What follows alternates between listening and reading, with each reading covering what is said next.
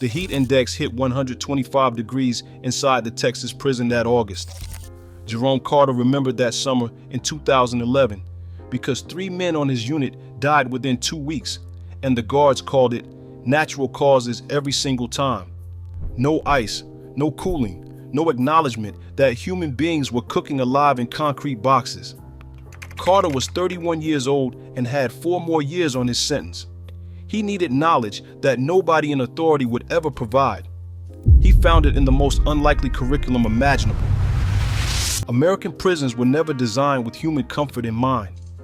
The massive concrete and steel structures that house over 2 million people operate on principles of containment and control, not livability. Temperature regulation, when it exists at all, serves institutional convenience rather than inmate welfare. The result is a system where summer heat becomes genuinely dangerous, and winter cold penetrates through walls designed to hold bodies, not warmth. Documentation of these conditions fills decades of legal filings and journalistic investigations. The Angola prison in Louisiana regularly exceeds 110 degrees Fahrenheit inside during summer months. Texas facilities, which house the largest prison population in the country, have recorded cell temperatures above 120 degrees Fahrenheit. In the winter, facilities across the northern states routinely drop below 50 degrees Fahrenheit inside, sometimes approaching freezing, when heating systems fail or administrators decide to save money on fuel costs. The institutional response to these conditions has remained remarkably consistent across decades and jurisdictions. Grievances get filed and denied. Lawsuits move slowly through courts while people suffer. Administrators cite budget constraints, security concerns, and the lack of legal requirements for specific temperature ranges. The message, delivered through bureaucratic indifference rather than explicit statement, is clear enough. Figure it out yourself or suffer. Black inmates, who make up roughly 40% of the American prison population, despite being 13% of the general population, have been figuring it out for generations. The knowledge they developed did not come from correctional officers or prison programs. It came from each other, passed down through what inmates call the old heads, men and women who have served decades and accumulated wisdom through desperate necessity.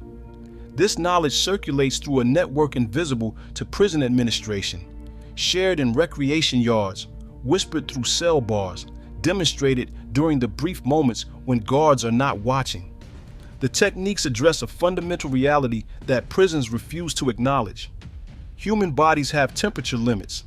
Cross those limits and people get sick, suffer permanent damage, or die.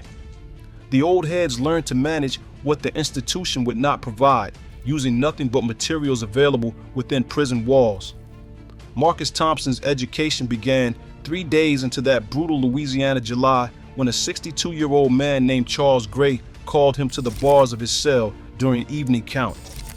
Gray had been incarcerated since 1971, more than 3 decades of surviving conditions that would have broken most people. He looked at Thompson the way a teacher looks at a struggling student who has not yet learned the essential lesson.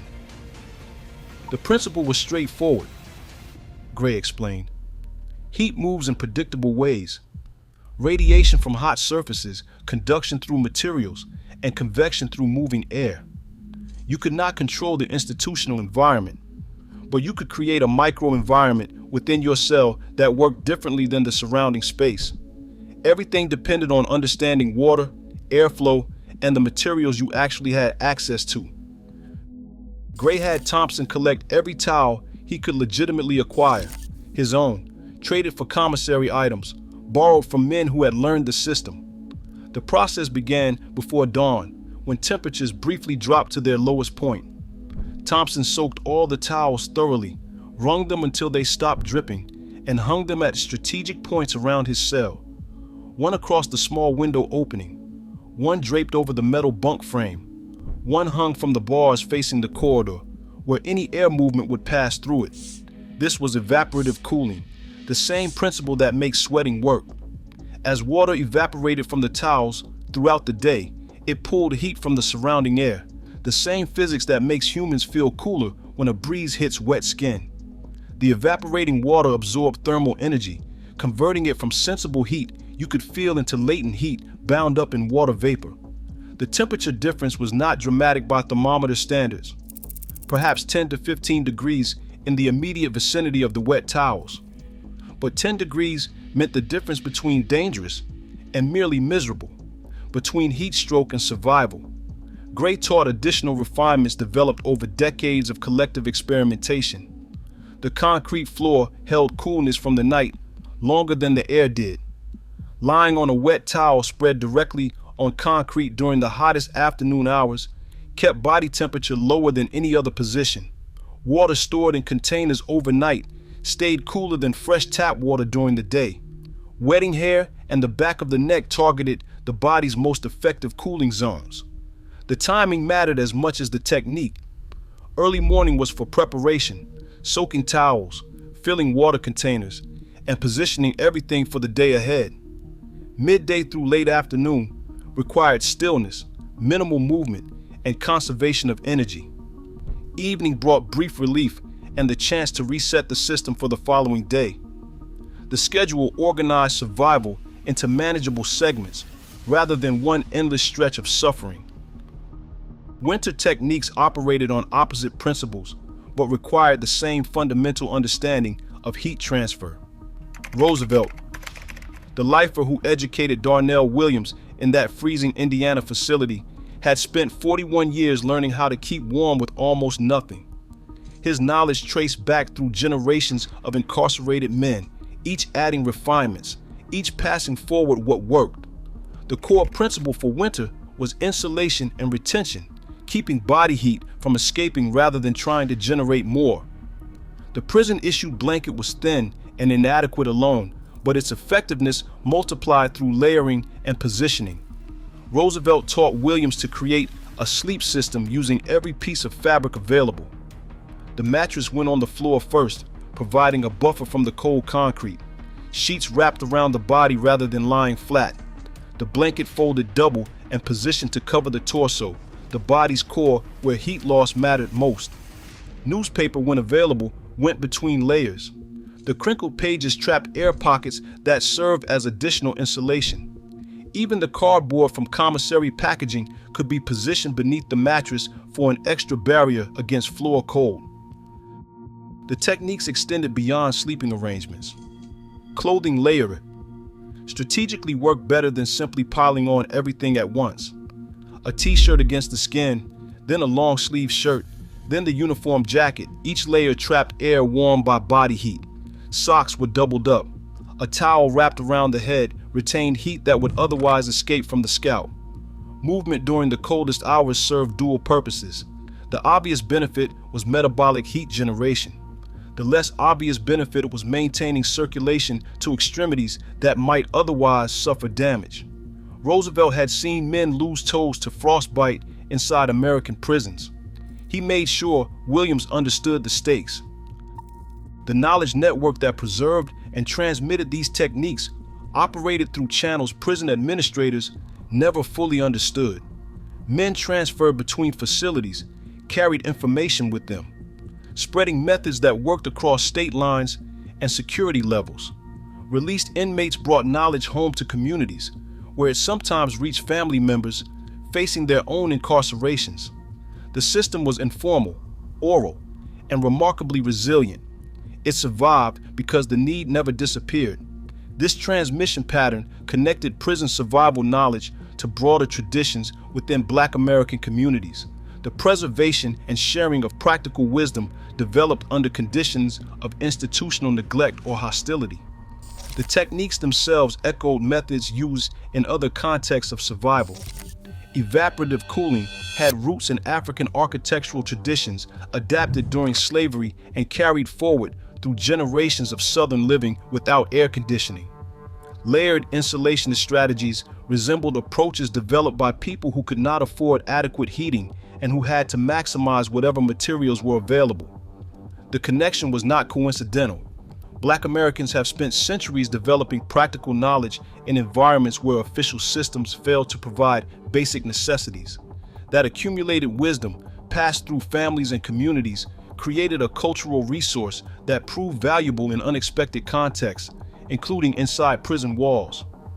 The specific adaptations for incarceration reflected the constraints of that environment. You could not control construction materials or building orientation the way free people might. You could not acquire specialized equipment or choose when to leave an uncomfortable space. Everything had to work within severe limitations on materials, movement, and time. The ingenuity required to develop effective techniques under such constraints deserved recognition rather than dismissal. These were not desperate improvisations by ignorant people. They were thoughtful applications of physical principles using available resources, exactly the kind of practical problem solving that gets celebrated when it appears in other contexts. Modern climate change has intensified the relevance of this knowledge. Climate shifts have turned what were once seasonal extremes into year-round crises in many facilities. The summer of 2023 saw record-breaking heat in Texas prisons, with documented temperatures exceeding 130 degrees in some units. Winter heating failures have also become more common as aging infrastructure deteriorates and budgets remain inadequate. The men and women who developed these survival techniques were responding to conditions that have only worsened over time. Their knowledge remains in active use and is passed along through the informal networks that have operated for decades. Young inmates still learn from old heads. The techniques continue to be refined and adapted as conditions change and materials vary between facilities. The broader significance extends beyond practical survival. These techniques are a form of resistance through competence, the refusal to simply suffer and die when institutions fail to provide basic human needs. They show that marginalized people have always developed sophisticated responses to hostile environments, and that survival under oppression requires and produces genuine knowledge. Marcus Thompson served his full sentence and was released in 2011. He carried with him the lessons Charles Gray had taught during that brutal first summer. Not just specific techniques, but the understanding that survival depends on knowledge institutions will not provide and communities must preserve. He shared what he had learned with younger men from his neighborhood, some of whom would eventually face their own incarcerations. The cycle of knowledge continued. Temperatures inside American prisons remain dangerous. Concrete walls still hold heat like ovens in summer and radiate cold in winter. Institutional indifference created these conditions, and it persists through budget decisions and policy choices that prioritize everything except human welfare. But inside those walls, the knowledge survives. Old heads still teach young men how water evaporates and pulls heat from the air. Lifers still demonstrate how to layer fabric and trap body warmth through freezing nights. The techniques that Marcus Thompson learned from Charles Gray continue to pass forward through a network that official systems have never acknowledged and cannot destroy. That knowledge was born from necessity, refined through decades of desperate application, and preserved through the determination of people whom society has chosen to forget. The concrete walls hold heat and cold in equal measure. The people inside those walls hold something else entirely: wisdom and shared survival, and the quiet insistence that even in the worst conditions, human ingenuity finds a way.